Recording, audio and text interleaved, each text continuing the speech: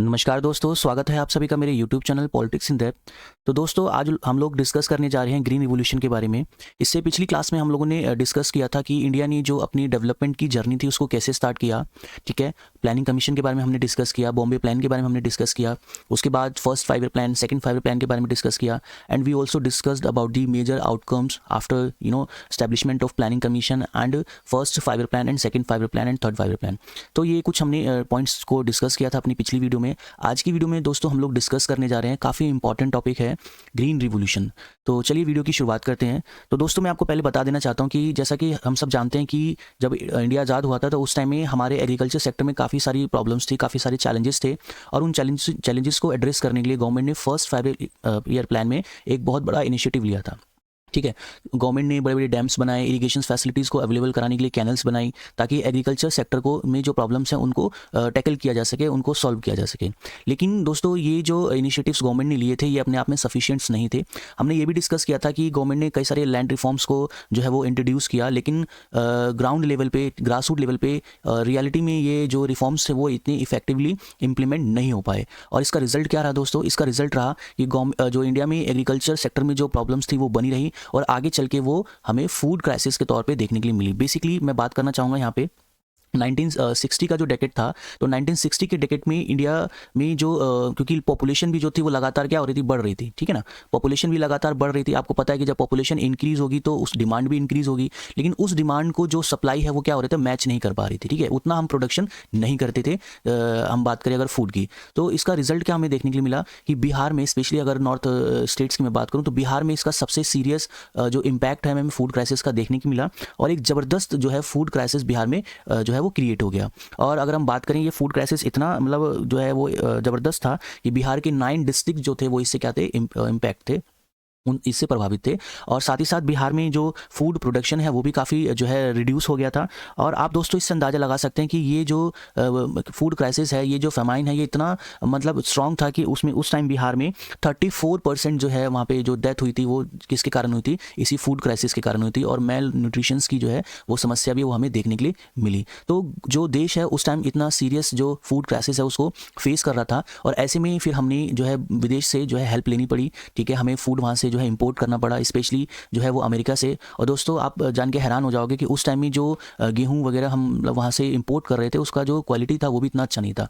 तो दोस्तों अब समय आ गया था कि जो रियलिटी में गवर्नमेंट को एक काफ़ी एक रिवोल्यूशन टाइप का जो इनिशिएटिव है वो लेना पड़ेगा इस प्रॉब्लम को सॉल्व करने के लिए, क्योंकि देश जो था वो भुखमरी की हालातों को फेस कर रहा था। तो ऐसे में ही जो है 1960 के डेकेड में जो फूड क्राइसिस प्रॉब्लम को सॉल्व करने के लिए और देश को फूड के मामले में आत्मनिर्भर बनाने के लिए गवर्नमेंट ने एक रिवॉल्यूशन स्टार्ट किया, और उसी रिवॉल्यूशन का नाम था ग्रीन रिवॉल्यूशन। दोस्तों ये green revolution basically agriculture sector में एक रिवॉल्यूशन था, इसलिए इसको ग्रीन रिवॉल्यूशन के नाम से भी जानते हैं, जिसकी शुरुआत जो है वो 1960 के डेकेड में होती है। और इसको स्टार्ट करने वाले कौन होते हैं? हमारे उस टाइम के प्राइम मिनिस्टर लाल बहादुर शास्त्री जी। ठीक है, तो लाल बहादुर शास्त्री जी जो हैं वो इस ग्रीन रिवॉल्यूशन को स्टार्ट करते हैं, और आगे चल के जो इंदिरा गांधी हैं वो इसको और प्रमोट करती है। ठीक है, तो गवर्नमेंट जो है वो ग्रीन रिवॉल्यूशन स्टार्ट करती है। अब ग्रीन रिवॉल्यूशन क्या था? देखिए, ग्रीन रिवॉल्यूशन बेसिकली क्या था, ये एक मेजर एग्रीकल्चर इनिशिएटिव था हमारे देश में। और क्यों था? ताकि जो हम अपना हमारा जो हमारे देश है जो फूड क्राइसिस को फेस कर रहा है, तो हम फूड प्रोडक्शन को क्या कर सकें,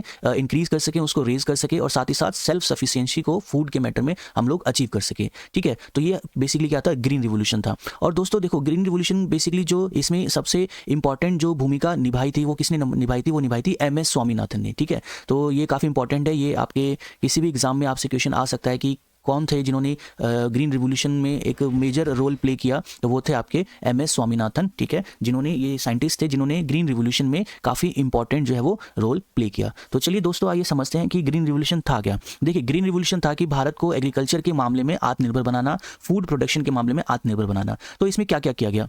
देखो, इसमें एक्चुअली प्रॉब्लम क्या थी ना कि इंडियन एग्रीकल्चर जो था वो काफ़ी पुरानी टेक्नोलॉजी पे बेस्ड था, है ना। और उसमें जो किसान थे, कई सारी प्रॉब्लम्स जो थी वो हमारे एग्रीकल्चर सेक्टर में थी। जो किसान थे वो जो टेक्नोलॉजीज़ को यूज़ करते थे, जो सीड्स को यूज़ करते थे, वो काफ़ी ज़्यादा मतलब पुराने थे। ठीक है, और साथ ही साथ मॉडर्न इक्विपमेंट्स की बहुत ज़्यादा कमी थी। इरीगेशन की फैसिलिटीज़, हालांकि डैम्स, इरीगेशन वगैरह बनवाए गए, लेकिन और भी जो है जिस लेवल पे हमें उसकी ज़रूरत थी, वो चीज़ें अवेलेबल नहीं थी, ठीक है ना। तो साइंटिफिक मेथड की काफ़ी ज़्यादा कमी थी, और साथ ही साथ दोस्तों लैंड रिफॉर्म्स की भी जो है वो बहुत ज़्यादा हमें नीड थी, तभी जाके हम इन प्रॉब्लम्स को क्या कर सकते थे, सॉल्व कर सकते थे। तो इन सभी को मिला जुला के जो है वो मतलब इन प्रॉब्लम्स को सॉल्व करने की, टैकल करने की जो कोशिश है वो ग्रीन रिवोल्यूशन में की गई। तो देखिए इसमें इस ग्रीन रिवोल्यूशन का जो सबसे पहला इंपॉर्टेंट फीचर क्या था कि जो जो एग्रीकल्चर सेक्टर है, जो हमारी टेक्नोलॉजी है, किसान जो पुरानी टेक्नोलॉजी को जो है यूज़ कर रहे थे, तो उसको बदलने की जरूरत थी। अब वो बदलेंगे कैसे, हम प्रोडक्शन बढ़ाएंगे कैसे, तो जब तक हम साइंटिफिक मेथड्स को जो है वो एग्रीकल्चर के सेक्टर में नहीं अपनाते। और उसका पहला जो सबसे इंपॉर्टेंट स्टेप था वो था कि गवर्नमेंट ने हाइब्रिड सीड्स को जो है वो क्या किया, प्रमोट किया, ठीक है, रिसर्च एंड इंस्टीट्यूशंस के थ्रू। जैसे कि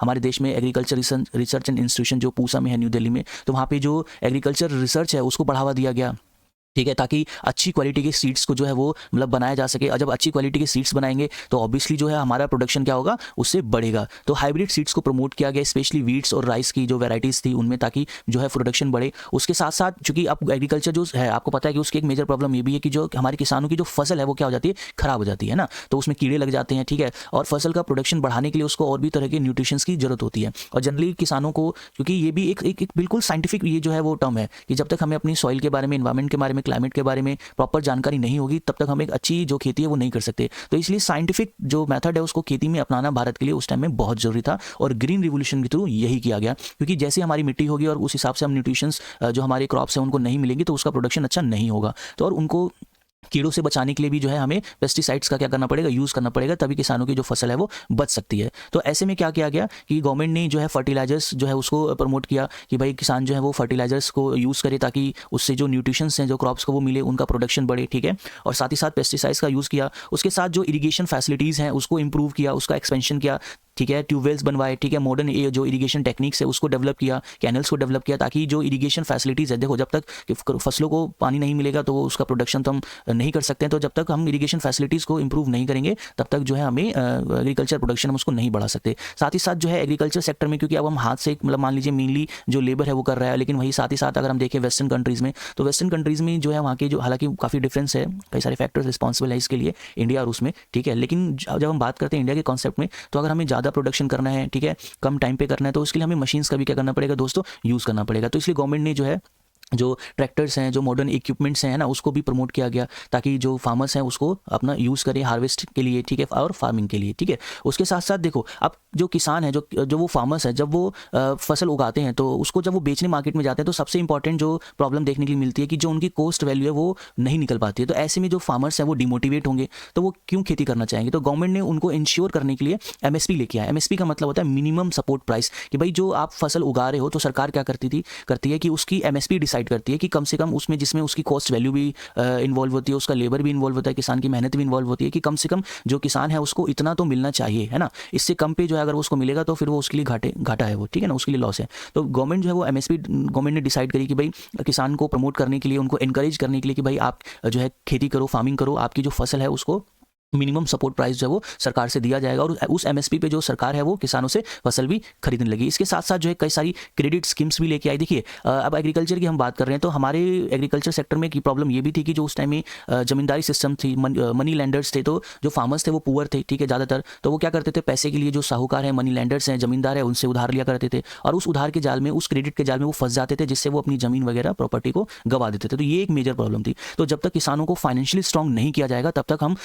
हम अपने देश में एग्रीकल्चर सेक्टर को इंप्रूव नहीं कर सकते, हम प्रोडक्शन को नहीं बढ़ा सकते। तो इसलिए गवर्नमेंट ने इस प्रॉब्लम को भी ध्यान में रखते हुए क्रेडिट स्कीम्स जो है वो लॉन्च करी, ताकि जो किसान है वो अपनी एग्रीकल्चर के लिए जो जरूरी इक्विपमेंट्स हैं, जो टूल्स उन्हें चाहिए, उन्हें बीज खरीदना है, उन्हें पेस्टिसाइड्स खरीदना है, उन्हें केमिकल खरीदना है, तो इसके लिए जो है उनको पैसा चाहिए, तो वो पैसा भी गवर्नमेंट ने क्या करा, थ्रू दी बैंक जो है वो उसको प्रोवाइड कराने की कोशिश करी, ताकि किसानों को फाइनेंशियल हेल्प मिले और वो जो है मोटिवेट हो, वो इंकरेज हो एग्रीकल्चर करने के लिए। और आगे चल के दोस्तों मैं आपको बता देना चाहता हूँ कि गवर्नमेंट ने एक काफ़ी बड़ा जो है specially dedicated to agriculture sector एक नाबार्ड की स्थापना की थी। अब नाबार्ड बेसिकली क्या, ये कब स्टैब्लिश किया गया था, ये आपका स्टैब्लिश किया गया था 12 जुलाई 1982 को, ठीक है। तो इसको बेसिकली बोलते हैं national bank for agriculture and rural development. ये बेसिकली डेडिकेटेड था किसके लिए, एग्रीकल्चर सेक्टर के लिए, कि भाई एग्रीकल्चर सेक्टर में जो फार्मर्स हैं उनको कैसे फाइनेंशियली जो है वो हेल्प हम दें, ताकि वो इनकरेज हो, मोटिवेट हो, और उनकी जो भी रिक्वायरमेंट्स हैं वो पूरी हो, ताकि वो जो है वो अच्छे से फार्मिंग कर सके। और इसी के लिए जो है आगे चल के जो नाबार्ड है उसने एक किसान क्रेडिट कार्ड, ये काफ़ी इंपॉर्टेंट है दोस्तों, किसान क्रेडिट कार्ड, जैसे हमारे पास कार्ड होता है तो वैसे एक किसान क्रेडिट कार्ड जो है वो लॉन्च किया गया, ताकि जो किसान है वो ज़रूरत पड़ने पर अपनी जो खेती बाड़ी के लिए जो ज़रूरत का सामान है वो उसको क्या कर सके, खरीद सके एक अच्छी दर पे। तो ये भी गवर्नमेंट के थ्रू कुछ इनिशिएटिव्स लिए गए थे दोस्तों। तो ये कुछ ऐसे इनिशिएटिव्स थे ग्रीन रिवोल्यूशन के तहत लिए गए, जिसने हमारे एग्रीकल्चर सेक्टर में एक बहुत बड़ा रिवोल्यूशन जो है वो लेके आ गए। और वो रिवोल्यूशन जो है वो क्या हमें देखने के लिए मिला, वो परिवर्तन हमें क्या देखने के लिए मिला कि जहां एक तरफ भारत जो है वो फूड क्राइसिस को झेल रहा था, ठीक है, वो बाहर से हमें जो है अनाजों को, ग्रीन्स को इंपोर्ट करना पड़ रहा था, उनकी क्वालिटी भी काफ़ी ख़राब थी।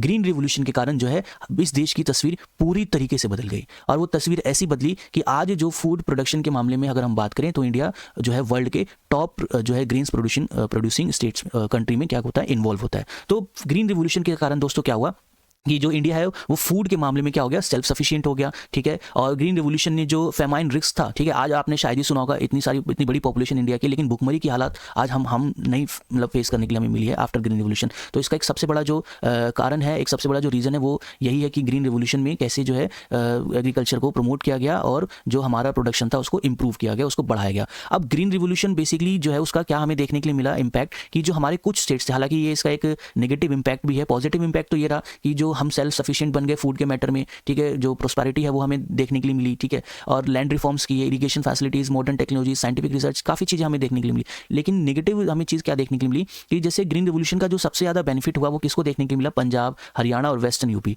बाकी के जो अदर स्टेट्स थे, जैसे मैं बात करूँ, अगर ईस्टर्न यूपीज़ की मैं बात करूँ, यूपी की बात करूँ या बिहार की बात करूँ या किसी दूसरे स्टेट की बात करूँ, तो वहाँ पे ग्रीन रिवोल्यूशन का इतना इम्पैक्ट जो है वो हमें देखने के लिए नहीं मिला, जितना मतलब इंपॉर्टेंट इम्पैक्ट जो है वो हमें Punjab, Haryana and western UP में देखने को मिला। दोस्तों आज भी जो हमारे देश के जो किसान है, जो सबसे समृद्ध किसान है, जो सबसे अगर हम बोलें कि रिच किसान है, तो वो इन्हीं राज्यों में हमें देखने के लिए मिलते हैं, पंजाब, हरियाणा, वेस्टर्न यूपीज़। तो ये एक इसका नेगेटिव इम्पैक्ट था कि ग्रीन रिवोल्यूशन का इम्पैक्ट वो हर जगह इक्वली देखने के लिए नहीं मिला।